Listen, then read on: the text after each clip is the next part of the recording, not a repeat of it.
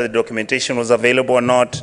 Some will say people who have this land are actually trying to steal the land, and it was not theirs, and all that kind of stuff. I think we need to create a semblance of order. And Mr. Speaker, one of the matters that I'm curiously watching the KK regime, and especially President William Ruto, is for us to have a system that is based on GPS spatial planning, where pieces of land and land which is owned in this country. What is the point of order, Senator Boni? Speaker, I raise understanding order number 105. Did you hear the Senator of Kisii call the administration of Kenya Kwanza, headed by President William Ruto, as a regime? Could he table evidence to demonstrate that the administration is actually a regime? What we have is the popularly... Order, Senator. Senator Boni. Yes. Kindly take your seat. Senator Onyonka, proceed to conclude your comments. Thank you, Mr. Speaker. I would want to... Thank you, Mr. Speaker. I think Boni must have had a very bad lunch today. And he says he did better than Honorable Speaker. Boni says he did better than Honorable Sifuna. I doubt. What is the point of order? With those few remarks, thank you, sir. Point of order, Mr. Speaker. Just take your seat. The Honorable No, member the Speaker has not. You are not the Speaker. Stop shouting. Senator Cherengei. Relax, Senator stop. Sifuna. Yes. Senator Sifuna, please. Yes. There is only one chair, and that chair is me. Senator Cherengei, proceed to make your comments on the petition. Mr. Speaker, under the meaning of, as I make my comment, under the meaning of the dictionary, regime means an authoritarian regime, Mr. Speaker. Mr. Speaker, however much you shout, this is not a marketplace. You must listen to what I'm saying. Order, members. Senator Cherengei, I gave you the floor I'm proceeding, Mr. Speaker. Comment on the petition. I'm commenting. Proceed. Mr. Speaker, the government we have in place is God chosen, and it is a government that is not a regime. Regime is a wrong denotation of what the regime means. It is authoritarian. Mr. Speaker, what I wanted to say on the aspect order members. Order. On the aspect Senators, kindly allow the senator to make his comments on the petition as presented by the chair. Thank you, Mr. Speaker, for that protection. Mr. Speaker, what I want to say is that I agree that the issue of land is an emotive issue.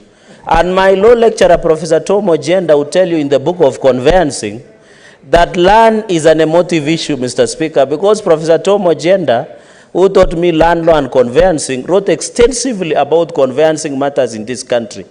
Mr. Speaker, and he begins that land is an emotive issue.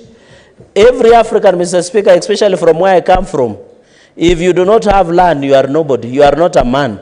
Apart from other qualifications, Mr. Speaker.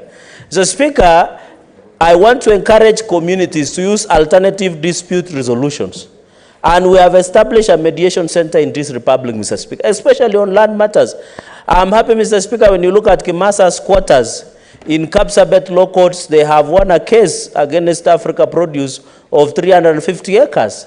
They choose to use a judicial process, Mr. Speaker. One of the commitments of President William Ruto's government has been to ensure that no Kenyan should be evicted unlawfully. More so what we call infrastructural evictees, Mr. Speaker. Mr. Speaker, I want to urge these communities. The church is part of the community is the church, Mr. Speaker, and therefore these prayers that has been put in place, Mr. Speaker, is very important. And the issue of land, Mr. Speaker, we need to be careful because there is a dangerous disease, Mr. Speaker, that continues to be a cancerous in this country. It is a disease called grabiosis. When you go, most of the road reserves have been grabbed, Mr. Speaker. Even when you drive all over, the people have built even next to the road reserve, Mr. Speaker. And yet when there is compulsory acquisition being done, Mr. Speaker, at the end of the day, the government ends up paying for its own land, which is public, Mr. Speaker. Mr. Speaker, I want to urge the committee led by my young brother and the last born of the Senate, Senator Medhu, Mr. Speaker, to ensure they look into the issue of public land, Mr. Speaker. And we must even, Mr. Speaker, look at some of the people who have grabbed public facilities, including Kisumu molasses plant, Mr. Speaker, the other areas that we have one around, Mr. Speaker, in Kisumu, next to the airport, Mr. Speaker, areas that we are having here in Nairobi, Mr. Speaker, even the Senate and even the Parliament, Mr. Speaker, we must look at the title. And I want to urge, Mr. Speaker, that even the primary schools in this school, we had the famous Ruaraka Rand scandal, Mr. Speaker. Allegedly, the former minister was mentioned widely, Mr. Speaker. We need these people to be arrested so that we don't see the issue of land historical injustices, Mr. Speaker. We want them to be arrested, Mr. Speaker, so that we can ensure we protect the sanctity of title deed, Mr. Speaker. Because we don't want to reduce title deed into a tissue paper in this republic, where you are given a title, before you know it, there are many people who have titles, Mr. Speaker. And that will be, I know, Mr. Speaker, where you come from. And you have been the governor of Kilifi County, Mr. Speaker, and the Speaker of this House. The issue of land historical injustices, Mr. Speaker, must and should be looked, because I know it affects the coastal area, Mr. Speaker. But I'm happy that being you part of the Speaker of this House and being a leader, Mr. Speaker, you have opportunity, Mr. Speaker, to ensure that issues of land historical injustice, not only in Nandi, Mr. Speaker. Finally, we have the issue of Talai land historical injustices. But when you go to Kericho, Mr. Speaker, and I normally say in this House, for the people who use choppers or sky team, as they call themselves, when you fly over Kericho and Bomet and Nandi, you think we are living in Canaan. We are not. Those tea plantations are stained with the blood, Mr. Speaker. The owners are drinking tea somewhere in London, Mr. Speaker, but we are suffering down there, Mr. Speaker. That matter must be put into, even here in Kiambu, Del Monte, Mr. Speaker, they must look at it, Mr. Speaker, because the great people of Kiambu have never benefited. The issue of land must be faced head on, Mr. Speaker. And I know that there are names there are names who are mentioned when people share them, Mr. Speaker, and they are part of the people who have grabbed land in this republic. They must be prosecuted, they must be arrested, Mr. Speaker. With those very many remarks, I support this petition. Honorable Senators, we have expanded the time allowable for comments and in this petition. Before I call the chairperson for education, allow me to make the following communication. I would like to acknowledge the presence in the public gallery this afternoon, visiting teachers and students from Teresia Schools, Gilgil, Nakuru County.